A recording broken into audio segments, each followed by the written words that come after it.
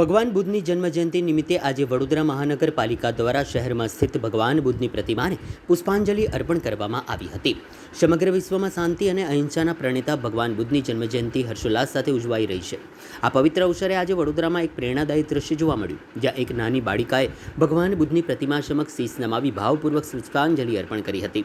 બાલિકાની આ નિખાલસ ભક્તિએ ઉપસ્થિત સૌ કોઈના મન મોહી લીધા. આ પ્રસંગે લોકોએ પણ જણાવ્યું કે બાળકોમાં બાળપણથી જ કરુણા અને માનવીય મૂલ્યોના સંસ્કારોનું સિંચન થવું અત્યંત જરૂરી છે.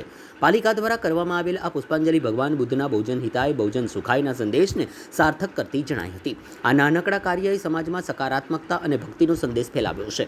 આ પ્રસંગે પાલિકાના અધિકારીઓએ ભગવાન બુદ્ધની પ્રતિમાને પુષ્પાંજલિ અર્પણ કરી હતી. સાથે જ ગુજરાત સ્થાપના દિવસ નિમિત્તે વડોદરાવાસીઓને શુભેચ્છાઓ પણ પાઠવી હતી.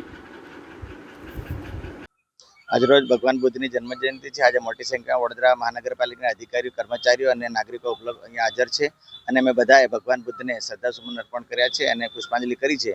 આપણે સાથે બધા ભેગા મળીને ભગવાન બુદ્ધના ઉપદેશોનું પાલન કરીએ, એમના આશીર્વચનોનું જીવનમાં ઉતારીએ અને આપણા જીવનને ધન્ય બનાવીએ. આભાર, ધન્યવાદ, થેન્ક યુ.